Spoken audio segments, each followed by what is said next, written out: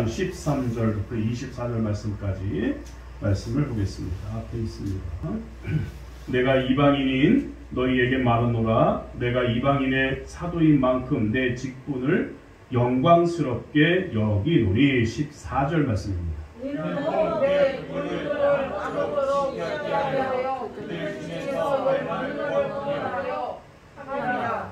그들을 버리는 것이 세상의 화목이 되거든 그 받아들이는 것이 죽은 자 가운데서 살아나는 것이 아니면 무엇이리요?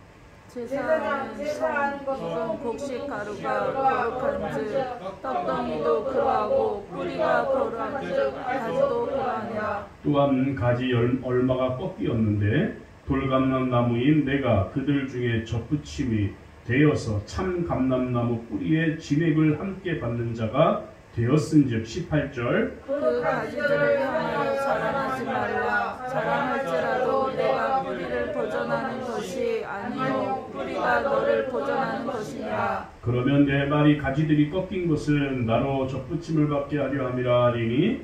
20절 옳도다. 그들은 믿지 아니함으로 꺾이고 너는 믿음으로 섰느니라. 높은 마음을 품지 말고 도리어 두려워하라. 하나님이 원가지들도 아끼지 아니하셨은즉 너도 아끼지 아니하시리라. 22절 그러므로 하나님의 인자하심과 준엄하심을 보아 넘어지는 자들에게는 준엄하심이 있으니 너희가 만일 하나님의 인자하심에 머물러 있으면 그의 인자가 너희에게 있으리라. 그렇지 않으면 너도 찍히는 바 되리라. 그들도 믿지 아니하는데 머무르지 아니하면 접붙임을 받으리니 이는 그들을 접붙이실 능력이 하나님께 있음이라. 24절 내가 원 감람나무에서 찍힘을 받고 본성을 거슬러 좋은 감람나무에 접붙임을 받았으니 원가지인 이 사람들이야 얼마나 더 자기 감람나무에 접붙이심을 받으랴. 아멘. 기도하겠습니다. 주님 감사합니다. 오늘 저희들에게 은혜와 사랑과 하나님의 능력을 허락해 주심을 감사합니다. 하나님의 능력이 있기에 하나님이 우리를 사랑하시기에 우리의 발걸음을 하나님의 전에 보내주시고 이끌어 주심을 감사합니다. 오늘 주님 앞에 예배하는 저희들 무리들이 하나님이 기뻐하는 모습으로 하나님이 영광 받으시는 모습으로 하나님이 기뻐하고 축복하는 모습으로 이 시간 예배할 수 있도록 인도해 주옵소서. 우리 주님께서 이 시간 우리와 함께 하시며 성령님이 우리를 지배하시며 통치해 주시기를 간절히 원하오며 예수님의 이름으로 기도드립니다. 아멘. 따라합시다. 꺾인 곳에 맺힌 열매. 라는 제목으로 말씀을 잠깐 나누는 시간을 갖겠습니다.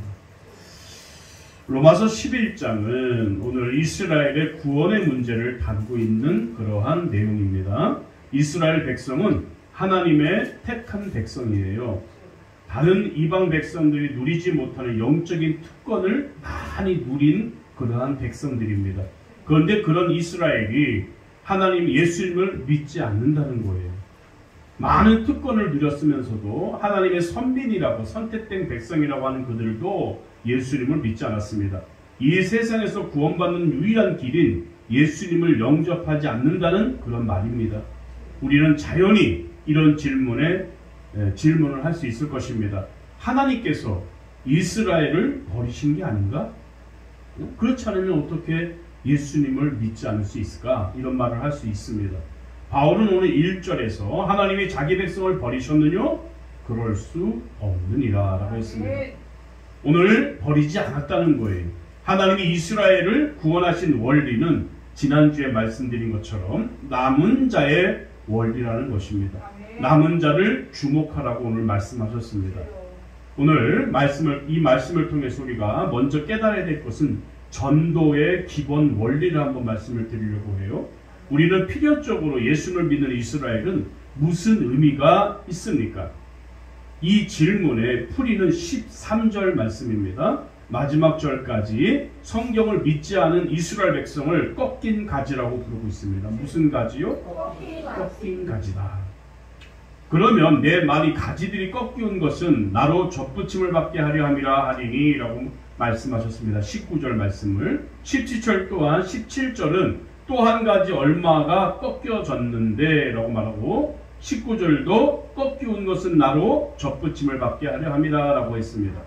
이 믿지 않은 이스라엘은 본 가지에서 꺾여버림을 받았고 그 꺾인 가지에 이방인들을 접붙여서 하나님 백성으로 구원하셨다는 그런 내용입니다.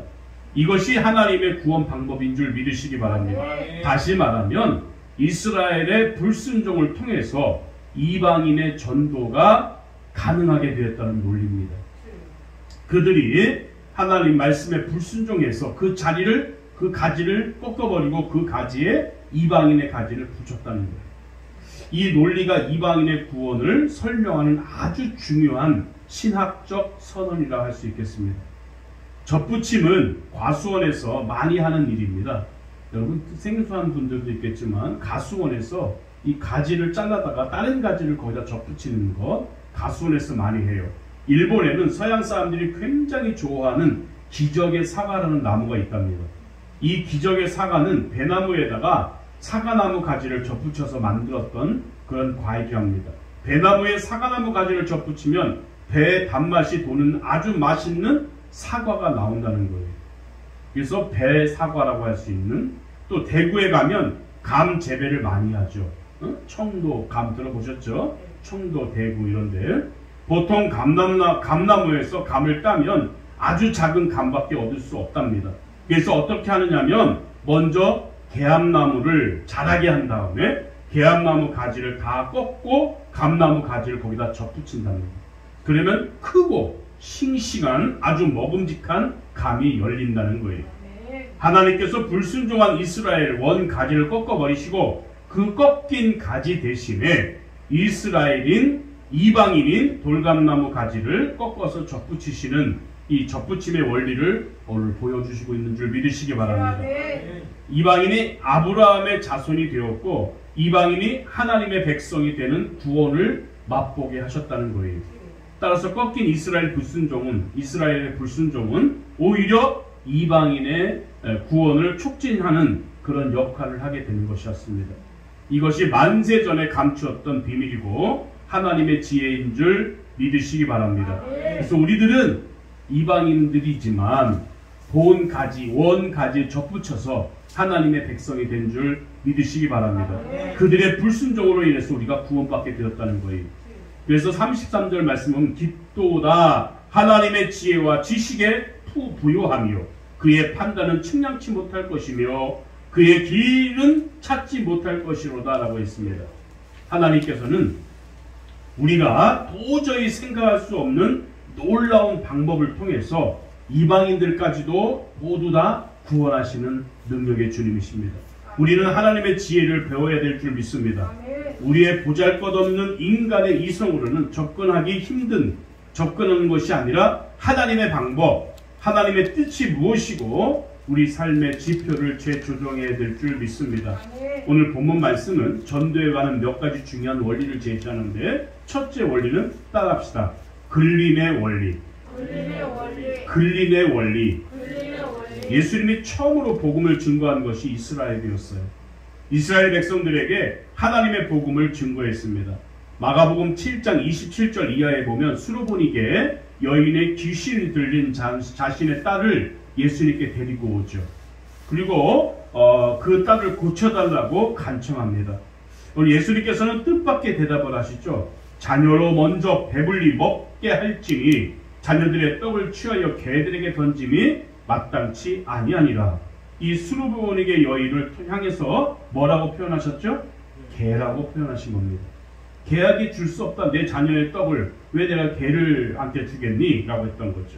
어떻게 떡을 자녀에게 먼저 줘야지 개들에게 줄 수 있느냐? 라고 말씀하신 거예요. 물론 그 여인의 믿음을 확인하고 다시 영적 교훈을 주시기 위함이었지만 예수님의 대답 가운데 한 가지 분명하게 알 수 있는 것은 원칙이 있는데 마가복음 10장 5절에 보면 예수님께서 전도를 위해서 12명 제자를 파송하죠. 파송에 앞서서 당부하신 말씀이 있었어요. 이방인의 길로도 가지 말고 사마리아인의 골로도 들어가지 말라고 했습니다. 차라리 이스라엘 집에 잃어버린 양에게로 가라고 오늘 말씀하고 계십니다.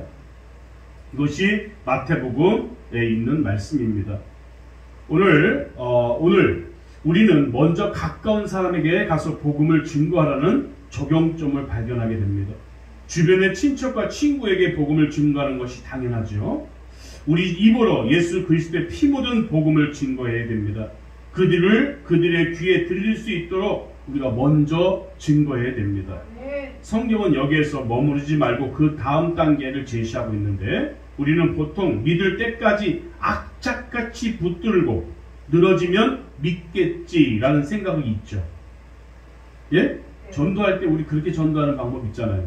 악착같이 한번 예수 또 가서 계속 가면은 언젠간 예수 믿겠지 하는 이런 마음, 이런 생각을 갖게 하기가 쉽죠.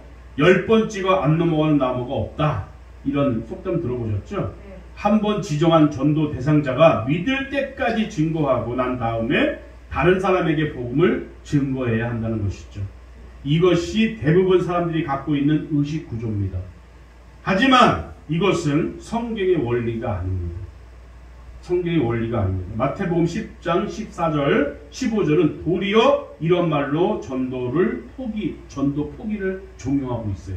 아니 이게 무슨 말이지? 전도를 열심히 해야지 왜 전도하다가 하지 말라고 하지? 볼까요? 마태복음 10장 14절 15절 제가 읽어봅니다. 누구든지 너희를 영접도 아니하고 너희 말을 듣지도 아니하거든 그 집이나 성에서 나가 너희 발에 먼지를 떨어버리라.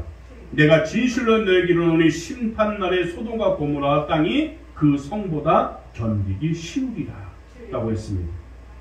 오늘 예수 그리스도의 복음을 들고 나가서 증거할 때 그 복음을 영접하면 구원을 받겠지만, 영접하지 아니하면 끝까지 남아서 증거하지 말고 먼지를 털고 그 집에서 나오라는 거예요.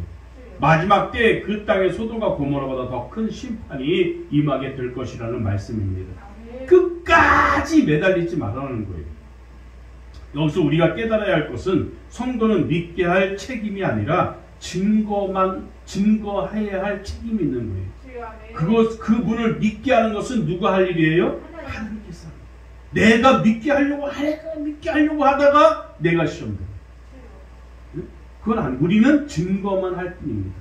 우리는 예수를 믿으라고 복음만 증거할 뿐이지 믿게 하시는 것은 성령님이고, 믿습니까?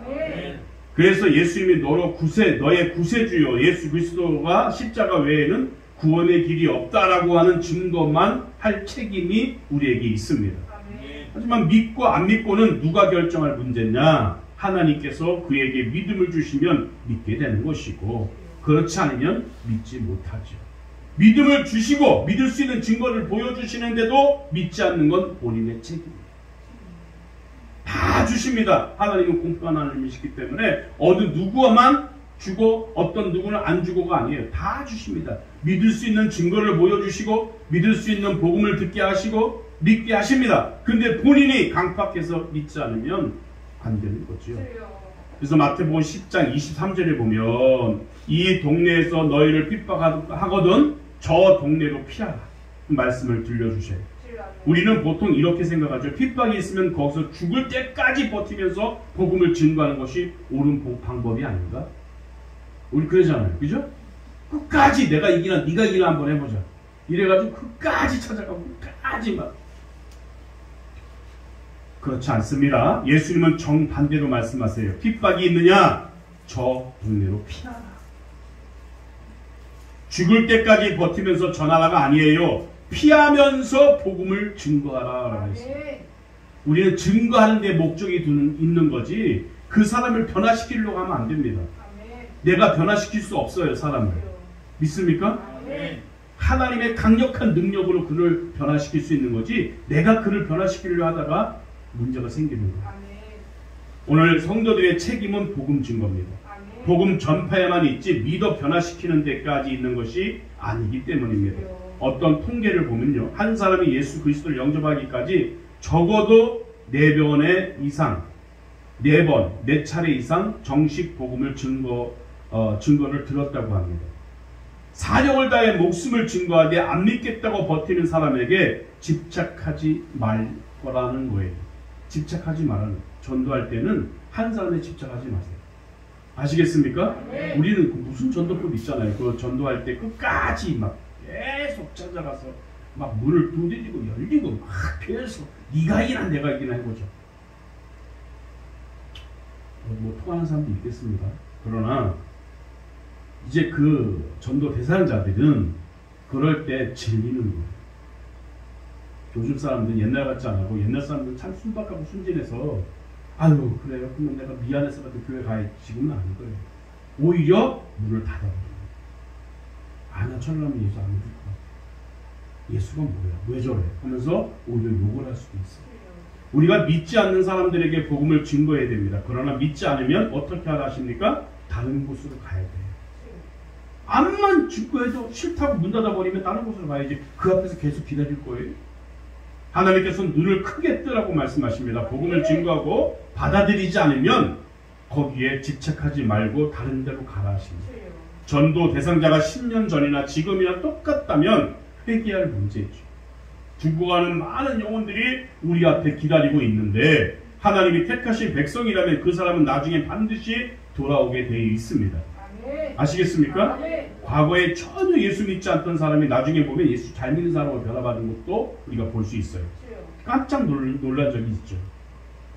내가 예수 믿으라고 그렇게 증거하고 전했는데도 그때는 깜깜무소식이더니 몇 년 지난 다음에는 예수를 잘 믿는 사람으로 변화받은 거. 여러분 보시잖아요. 저 사람 도저히 신앙이 될 사람이 아닌데 라고 포기했던 사람이 훌륭한 신앙인이 되어 있는 것을 보면 과거에 우리들이 뿌려놓은 말씀의 씨앗이 그에게 생명의 말씀이 된 줄 믿으시기 바랍니다. 그래서 다시 하나님 앞에 돌아오는 분들이 계신다는 거예요. 그때는 거부하고 그때는 안 하겠다고 교회 안 가겠다고 했지만 어느 날 보면 그들이 믿음이 다시 생겨서 신앙생활. 우리는 그 책임만 있는 거예요. 아시겠습니까? 오늘 하나님께서 그 당시에 변화되지 않았지만 뿌려진 말씀을 통해서 변화시키는 것이 하나님의 능력인 줄 믿습니다. 여러분 농부의 예를 들어볼까요? 씨를 뿌려놓고 가을까지 다른 일을 하지 않고 매일 나가서 열매가 열렸나 안 열렸나 확인하는 농부가 있습니까? 또 당일 가서 열매가 있나 없나 확인하는 농부가 있어요? 어저께 씨 뿌려놓고 오늘 가서 열매가 맺혔나 보는 사람 있어요? 없잖아요. 봄에 씨를 뿌리면 가을에 거둘 때까지 다른 곳에 가서 열심히 일을 합니다. 추수할 때 되면 그때 가서 비로소 거두게 되는 거죠. 주님께서 추수할 것은 많되 일꾼이 적다라는 말씀 여러분 들어보셨죠? 무엇부터 해야 됩니까? 그러면 먼저 익은 곡식부터 거두어도 일손이 부족합니다. 따라서 한편으로는 복음 전도하고 다른 한편으로는 당장 거둬들일 수 있는 곳 가서 추수해야 될 줄 믿으시기 바랍니다. 씨를 뿌려놓고 기다리는 것은 하나님의 뜻이 아닙니다. 안 되는 사람 붙들고 세월 보내는 것은 개인적인 차원에서도 범하는 오류가 있지만 교회 차원에서도 큰 오류가 되는 것이고 자주 범하는 오류가 되는 것입니다.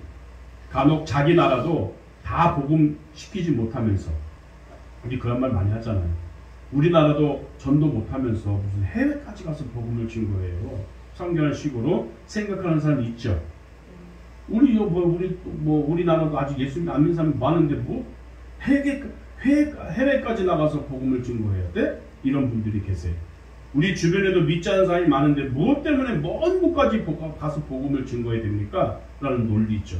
그러면서 동네부터 복음을 전하자 이런 표현을 들고 나오는 분이세요. 그러나 이것은 잘못된 생각입니다. 만약 이 말대로 했다면 우리나라는 아직도 복음이 들어오지도 않았을 것입니다. 이거 잘 들어보세요. 미국이 완전히 복음화된 다음에 선교사를 파송하자 이렇게 결의했다면 지금까지 선교사는 단 한 사람도 파송되지 않았을 것입니다. 미국이 다 복음화되기 전에 먼저 선교사를 파송했습니다. 국내에서 선교하는 분도 계시지만 해외에도 선교하시는 분이 반드시 필요하다는 거예요. 추수할 곳이 있으면 가야 됩니다. 씨 뿌릴 곳이 있으면 먼저 가서 뿌려야 됩니다. 예수님께서는 승천하시기 전 사도행전 1장 8절에 오직 성령이 너에게 임하시면 너희가 권능을 받고 예루살렘과 온 유대와 땅끝까지 사마리아 땅끝까지 이르러 내 증인이 되리라 라고 말씀하셨어요. 제자들이 예루살렘을 다 복음화 시키고 난 다음에 유대로 갔습니까? 여기 보세요. 제자들이 자기 동네부터 다 예수 믿게 한 다음에 다른 데로 옮겼습니까? 아니지 않습니까? 예루살렘 내 말씀을 전파한 다음 믿을 사람은 믿고 안 믿을 사람은 그대로 놓아두고 유대로 갔습니다. 유대에서도 예수 그리스도의 복음을 증거한 다음에 믿을 사람은 믿고 안 믿을 사람은 안 믿을 건 놓아두고 또 사마리아로 갔습니다. 이것이 성경의 원리인 줄 믿으시기 바랍니다. 아주 간단한 원리죠. 요즘은 초등학교 정도 다 졸업을 하죠. 옛날에는 초등학교 졸업 못하시는 분들 계셨지만 지금은 웬만하면 초등학교 다 졸업합니다. 그러면 5학년 때 5학년의 학과 과정을 전체 속속들이 다 알고 6학년에 올라갑니까? 5학년은 완전 마스터하고 6학년 올라가요? 말해보세요. 그거 아니에요. 올라도 네? 올라가요. 올라도 올라가요. 그럼 6학년이 됐어요. 진급을 합니다. 그 다음에 중학교, 고등학교, 대학교까지 갑니다. 그러면 6학년 과정을 싹 마무리하고 중학교 갑니까? 너 그랬어? 중학교 가서 또 싹 마무리하고 고등학교 올라갑니까? 오늘 계속해서 완전히 알지 못하고 자꾸 상급학교로 진급합니다. 진학해서 초등학교 교과를 보니까 다 알겠는 거예요. 그 당시에는 모르겠지만 한 학년 올라가고 또 한 학년 올라가고 또 한 학년 올라가고 보니까 초등학교 문제는 쉬운 거예요. 오늘 왜 그럴까요? 모든 것을 마스터하지 못해도 그 다음 단계로 가면 부족했던 부분들이 보충되기 때문에 그렇습니다. 우리들도 마찬가지입니다. 내가 사는 이 동네만 복음화 시킨다고 목표를 세우면 안 됩니다.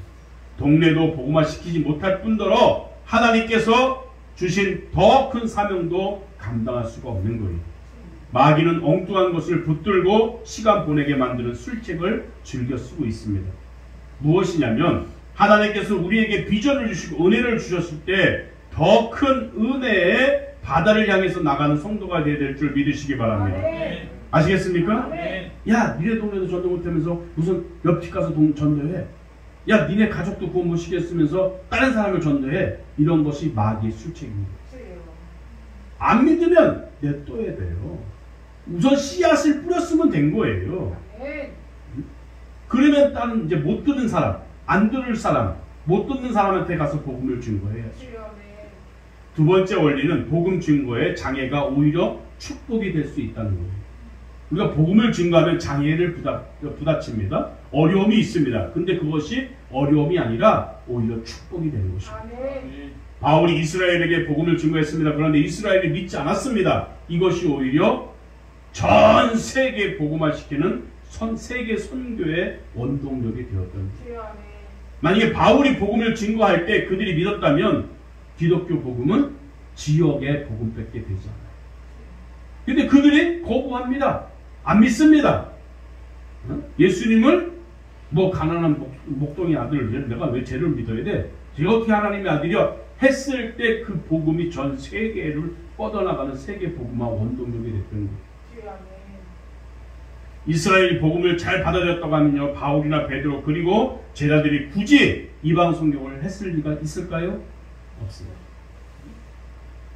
왜 이방 선교를 했습니까? 이스라엘 백성이 받아들이지 않았기 때문에 그들은 해외로 눈을 돌리게 됐던 거예요. 이들이 받아들였다면 기독교는 유대인의 민족 종교밖에 되지 않았을 것입니다. 유대인의 겁으로 말미암아 뜻밖의 이방 선교가 이루어진 거예요. 아시겠습니까? 네. 그러니까 야, 해외 선교 무슨 해외 선교야? 우리 집 근처도 예수 믿는 사람들이 얼마나 많은데 이런 말 할 게 안 된다는 것이죠. 네. 어떤 의미에서는 복음 증거의 장애가 오히려 더 많은 사람을 구원시키는 하나님의 통로가 될 수 있다는 거예요. 내가 이 복음을 증거하는데 내 집 앞에서 예수를 믿으라고 증거하는데 그가 핍박을 해요. 그럼 어떻게 해요? 네가 나를 핍박해? 계속 할 거야. 이러지 말고 눈을 멀리 둬. 먼 산지를 바라봐라. 이게 돼야 됩니다. 지금 우리 교회가 그래야 되지 않나 싶어요. 하나님 나를 선교사로 그런 걸 주셨는데 우리 계속 여기서 그냥 눈을 뜨고 세계를 바라봐야 돼요. 아멘. 나한테 하시는 말씀인 것 같은데. 주여. 어떤 의미에서는 복음 증거의 장애가 오히려 더 많은 사람을 구원시키는 그런 하나님의 통로가 됐다. 장애가 무조건 나쁘지만은 않음을 기억하시기 바랍니다. 아멘. 우리 은행동에 복음을 증거하고 있지만 안 먹힐 때에는 여기서 이제 눈을 멀리 바라보고 다른 동네를 바라보고 다른 동네 또 바라보고 그다가 안 되면 해외를 바라보고 우리의 복음을 들을 사람들에게 우리가 증거해야 될 줄 믿으시기 바랍니다. 아멘. 지금 예수 믿으라는 것 안 들은 사람 거의 없습니다. 다 들었습니다. 얼마나 전도를 한국 사람 열심히 합니까? 큰 교회, 대형 교회 막 얼마나 많이 합니까? 다 들었어요. 그러면 이제는 끝났어. 우리가 증거해야 될 것은 우리가 여기가 아니라 해외로 눈을 돌려야 된다. 아시겠습니까? 아멘. 지방에서 서울로 올라온 사람들, 또 다른 교회 시험 들어 갈 곳을 찾지 못해 나온 사람들이 오늘 한 해에 2,000명씩 몰려온다고 합니다. 이런 탓으로 교회 성도들은 전도의 필요성을 느끼지 못한다는 거예요. 대형 교회들 보면요, 전도하지 않아도 와요. 응? 전도하지 않아도.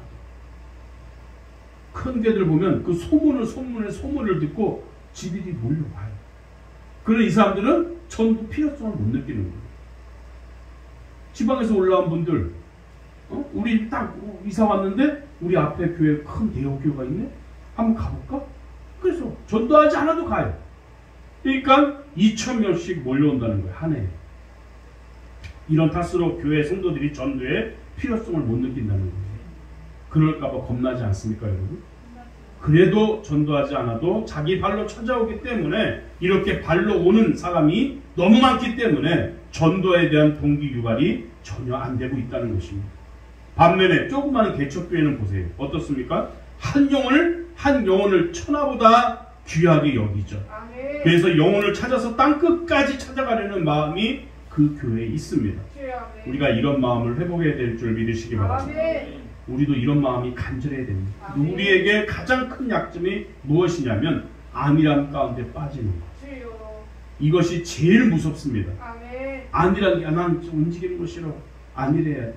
이러니까 살찌고 이러니까 무거워지고 움직이지 않는 것. 그 자리에서 그냥 죽게 되는데 오히려 대적이 있고 천적이 있으면 그것을 피해 다니느라 충만하게 생기를 유지할 수 있답니다. 여러분 일본에 우리 해산물을 많이 오히려 수출을 하는데 그 해산물 가운데 우리가 그 광어나 이런 걸 해산물을 일본으로 수출하는데 그 수족관에 광어만 넣으면 가다가 죽는답니다. 다 죽어버린대요. 그래서 광어를 괴롭히는 해산물을 하나 더 턱 넣습니다. 그러면 그 물고기한테 안 잡아먹히려고 이리 갔다 저리 갔다 이리 갔다 저리 갔다 계속 수족관에 돌아다니고, 그러니까 일본에 도착하면 오히려 싱싱한 거예요. 한 마리 잡아먹고 나머지 100마리 정도는 싱싱한 회가 된다는 거죠. 여러분 그런 지혜가 있기를 바랍니다. 우리 안일함이 문제, 안일함 때문에 교회가 부흥이 안 되는 거예요. 우리는 전도해야 될 그런 상황 속에 있는데도 안일함이 있기 때문에 전도를 하지 않죠. 그러니 부흥이 안 되죠. 오늘 몰려오는 사람도 없는데 전도도 안 하면 어떻게 돼요? 안일함이 문제인 거예요. 전도의 최대 적은 안일함. 나 냅둬 그냥 이렇게 살 거야. 이러다가는 그냥 바로 성도의 생명력이 있어야 될 줄 믿으시기 바랍니다. 하나님께 의지하는 겸손한 마음과 바로 성도의 생명력. 초대교회 부흥의 원동력이 어디 있었습니까? 핍박이 있었습니다. 그들을 핍박하지 않았다면 전도하지 않았을 것입니다. 핍박했기 때문에 전도했습니다. 엄청난 핍박이 있으니까 성도들이 모일 때마다 기도하고 그리고 순수한 복음만을 증거하게 되었습니다. 절박한데 쓸데없는 소리를 넣을 수 있습니까? 내가 절박하고 있는데 자꾸 쓸데없는 논쟁만 하지 않고 이거 절박하다. 그럼 뭘 해야죠. 죽느냐 사느냐 기로에 놓여있는 성도들이 요한복음의 문제는 어떻고 비평학지 문제가 어떻고 이런 소리를 할 수 있겠냐 그 말입니다. 죽느냐 사느냐 기로에 놓여있을 때에는 주님 도와주세요. 매달리는 간구밖에 안 나오는 줄 믿으시기 바랍니다. 어떤 사람이 길을 가다가 산을 올라가는데 호랑이를 만났어. 그럼 어떻게 해야 됩니까, 여러분? 호랑이를 만났어요. 엄청난 큰 호랑이를 내 앞에 하고 있는 거예요. 그럼 여러분 어떻게 할 거예요? 예수 믿는 크리스찬이 가다가 산을 올라갔는데 산기도하러 가는데 호랑이가 딱 나타나고 쳐보세요. 여러분 뭐라고 그럴 거예요? 기도해야죠. 어떻게? 하나님 도와달라고. 기도가 나와요? 호랑이 내 앞에서 잡아먹으려고 우르렁거리고 있는데 어떻게 할 것 같아요? 말해보세요. 하나님 이 상황을 어떻게 해요? 그 말이 나올까? 첫 번째, 무조건 도망가는. 하나님 족발리죠. 남 꼭대기로 올라간다. 세 번째, 기도한다. 기도한다. 어떻게 생각해요? 뭐라고 기도해요? 이 상황을 어떻게 해요, 하나님? 어떤 사람은 그랬대잖아. 기도를 했는데 이 상황을 어떻게 이런 말이 많잖아. 딱 두 글자 했대. 뭐라고 그랬을까? 주여 아니. 하호 하나님 호랑이 하호 위급할 때는 그래야지. 날마다 문제에 부딪히고 장애가 부딪힐 때 하나님께 기도함으로써 해결받고 우리 또 일상의 싸움에서 승리하는 성도가 되될 줄 믿으시기 바랍니다. 하나님의 복음을 들고 전도하고 선교할 때 분명히 더 많은 문제가 생기게 돼 있어요. 많은 장벽들이 부딪힙니다. 그렇지만 그렇게 하는 가운데 더 기도하게 되고 더 간구하게 되고 오히려 더 강한 성도로 변화받게 됨을 믿으시기 바랍니다. 에드먼드 베이컨이라고 하는 사람이 이런 말을 했어요. 한 교회는 그 안에 있는 사람이 위대한 것을 구하기 시작할 때부터 위대해진다. 에드먼드 베이컨. 뭐라고요? 위대한 것을 구할 때. 여러분 믿으시기 바랍니다. 우리는 내가 무슨 내 주제 우리 교회가 언감생심 그럴 수가 있어? 이거는 겸손이 아니에요. 안일함이고 교만이에요.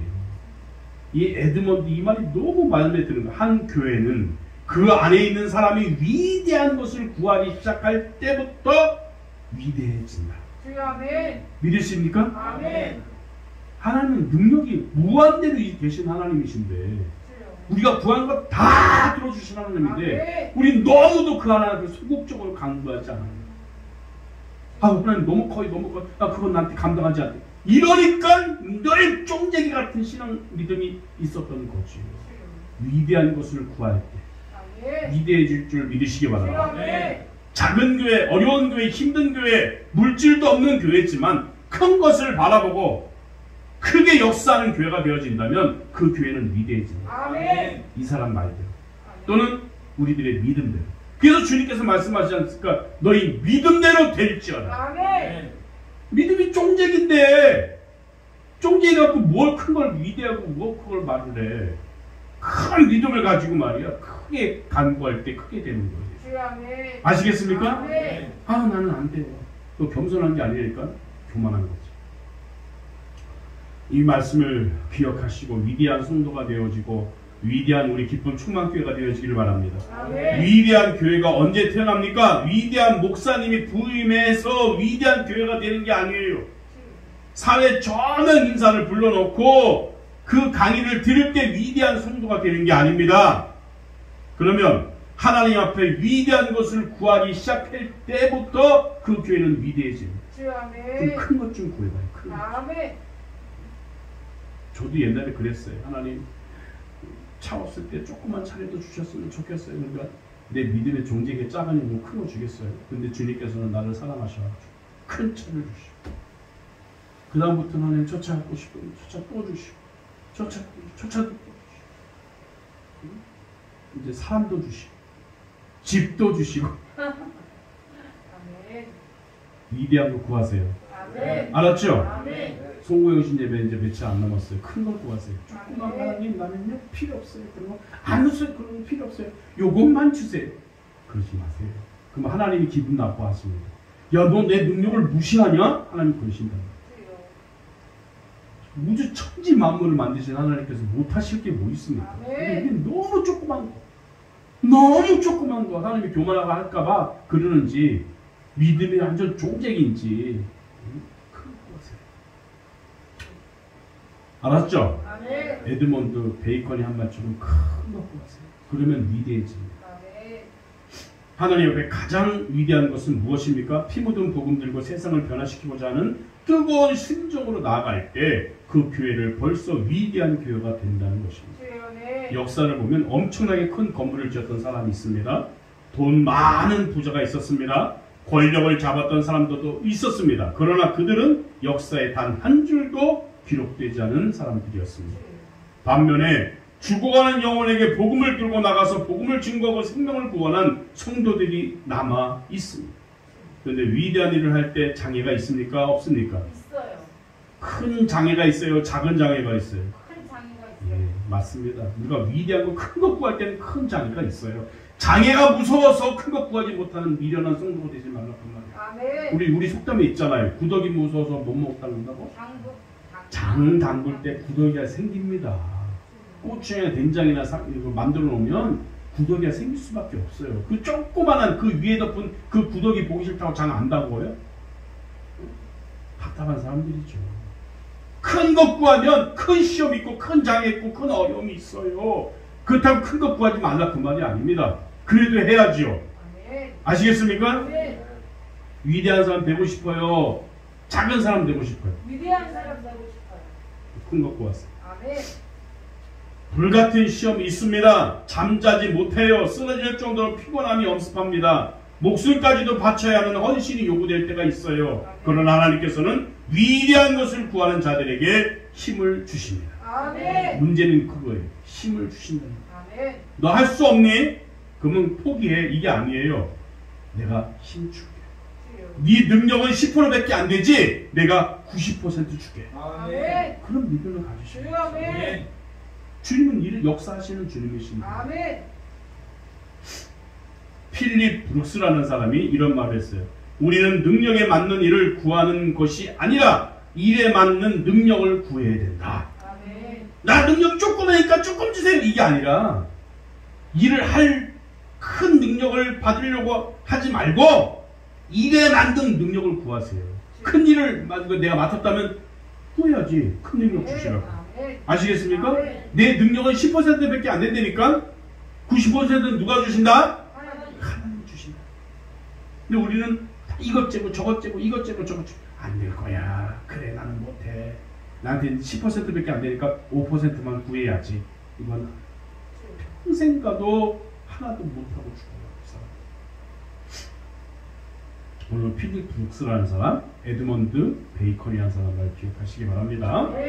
작은 능력으로 내가 할 수 있는 만큼만 하겠습니다는 태도는 잘못된 거예요. 하나님 위대한 일을 구하시기 바랍니다. 그 위대한 일을 하려고 하는데 능력이 없습니다. 위대한 일을 감당할 수 있게 위대한 능력을 주옵소서. 이렇게 간구하는 성도가 되어지기를 바랍니다. 이렇게 구할 때 하나님께서는 우리에게 한량없는 능력을 채워주시는 줄 믿으시기 바랍니다. 우리에게는 이런 사명이 있습니다. 찬송가 401장을 보면 오늘 거기에 보면 천성을 향해 가는 성도들아 앞길에 장애를 두려워하지 말아라. 성령이 너를 인도하시니 왜 지체하고 있느냐? 라는 가사가 있어요. 천성을 향해 가는 성도들은 앞길에 장애가 있습니다. 그러나 두려워할 필요가 없습니다. 살아계신 하나님의 능력, 성령의 능력을 그 능력이 우리의 길을 인도하시고 지금도 한량없는 은혜와 축복으로 부어주시기 때문인 줄 믿으시기 바랍니다. 그 다음 살필 문제는 참 감람나무의 접붙임을 받기 위해서 옛사람의 속성을 정산해야 된다는 거예요. 마지막으로 돌감람나무에 찍혀져야 합니다. 24절 말씀 보면 내가 원 돌감람나무에서 찍힘을 받고 본성을 거슬려 좋은 감람나무의 접붙임을 얻었은즉 원가지에서 찍혔다는 거예요. 가지가 잘려졌다는 거예요. 이스라엘 백성들이 불순종함으로 찍혀 나갔습니다. 이제 내가 접붙임을 얻어야 합니다. 그냥 접붙임을 얻을 수 있느냐? 아닙니다. 나도 나의 원 감람나무에서 찍힘을 받아야 그 가지에 접붙이죠. 여기 내가 지금 잘못된 곳에 붙어 있는데 여기서 잘려지고 그 원 감람나무에 접붙임이 돼야 되는 것 아닙니까? 아멘. 그러니까 여기서 청산해라 그 말이에요. 아멘. 그래서 이쪽에 붙어라 그 말이에요. 아멘. 잘못된 곳에서 청산하고 하나님이 원하시는 곳에 붙어 있으면 가지를 큰 열매를 맺을 수 있는 줄 믿으시기 바랍니다. 아멘. 갈라디아 5장 24절에 그리스도 예수의 사람들은 육체와 함께 그 정과 욕심을 어디에 못 박았다? 십자가에 못 박았느니라 라고 했습니다. 우리에게 과거의 삶이 있는데 거기에서 잘려져야 됩니다. 자꾸 과거의 것만 들고 내면 안 돼요. 아멘. 그러면 발전이 없단 말이에요. 거기서 잘려져서 이제는 하나님이 원하시는 가지에 붙어 있어야 되는 거예요. 아멘. 위대한 것을 구하는 가지에 붙어 있으면 위대한 열매를 맺게 되는 거예요. 주여. 아멘. 과거에서 끊어지기 바랍니다. 아멘. 청산하시기 바랍니다. 아멘. 옛사람을 버리지 못했기 때문에 항상 거기에 매여 있는 거예요. 옛 돌감람나무에서 찍힘을 받지 못했기 때문에 새로운 참 감람나무의 접붙임을 받지 못하는 거예요. 옛사람을 찍어버리고 능력을 발휘해야 될 줄 믿으시기 바랍니다. 아멘. 먼저 복음을 받아들이는 사람에게 증거했더니만 어떤 결과가 났습니까? 14절 말씀 보면 이는 곧 내 권력이 아무쪼록 시키게 하여 저희 중에서 얼마를 구원하려 함이라 라고 했습니다. 이 말은 먼저 믿던 사람들을 시기나게 해서 처음 저버렸던 사람들까지도 구원받게 되었다는 것입니다. 여러분 교회가 부흥되려면요 초신자들이 열심히 해야 돼요. 아멘. 뭐가 열심히 해야 된다? 십자가 열심히. 예, 그러면 기존 신자들 예수 오래 믿었던 신자들이 질투를 합니다. 그러다 보면 서로 더 열심히 내고 그러다 보면 교회는 부흥되고 아시겠습니까? 아멘. 제가 나보다 늦게 온 놈이 어떻게 저렇게 열심히 내고 어떻게 저렇게 하나님의 사랑을 많이 받지? 나는 뭐야? 하면서 더 열심히 내게 됩니다. 여러분 그런 은혜가 있기를 바랍니다. 아멘. 그럴 때 하나님은 우리에게 큰 복을 내리실 줄 믿으시기 바랍니다. 아멘. 하나님의 일은 한 번도 강한 사람들에 의해서 이루어진 적이 없어요. 어떤 사람들에 의해서 이루어집니까? 겸손하게 자기를 낮추고 오직 주님밖에 없습니다 라고 고백하는 사람들. 나를 불쌍히 여겨 주옵소서 간구하는 자들에게 하나님의 역사가 일어납니다. 아멘. 우리 가운데 충성한 사람이 있어도 하나님께서는 반드시 복음 전파의 일을 이루십니다. 이 사람이 이 일에 협조하지 않아도 하나님께서는 반드시 그 일을 이루시는 분이십니다. 왜 그렇습니까? 우리에게 약속을 해주셨기 때문입니다. 아멘. 그렇지만 하나님께서 충성하지 않은 사람들은 하나님의 축복을 저버리는 것과 다름이 없다는 것을 기억해야 됩니다. 우리가 복음을 증거하면 여러 가지 장애가 따를 거예요. 복음 증거할 때 마귀의 대결이 있을 것입니다. 그때마다 기도하고 그때마다 성령의 능력을 의지해서 담대하게 입을 벌릴 때 누가 알지 못하는 크고 비밀한 일들을 하나님께서 저와 여러분에게 보여줄 줄 믿으시기 바랍니다. 아멘. 아까 말씀처럼 위대한 것을 구할 때 위대해진다. 아멘. 겁내지 말아라. 더 큰 것을 구하고 2021년 새해에는 더 큰 복을 받는 한 해가 되기를 주의 이름으로 부탁드립니다. 아멘. 기도하겠습니다.